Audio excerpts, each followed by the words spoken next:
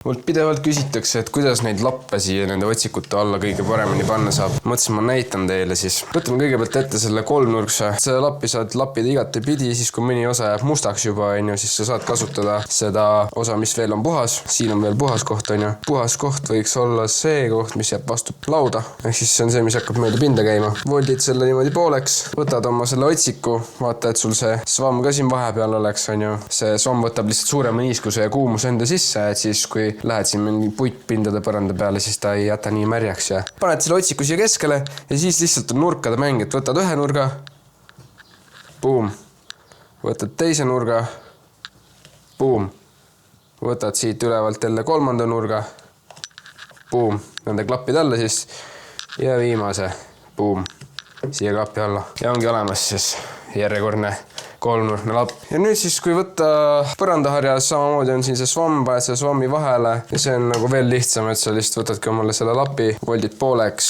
paned selle otsiku siia selle lapi peale ja siis lihtsalt võtad samamoodi nurgad, paned siia nende klappide alla.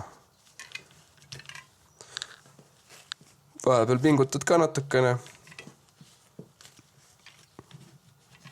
Ja boom. Lapp, kolmnurkne lapp. Kõik variandid. Nüüd saab minna kuristama.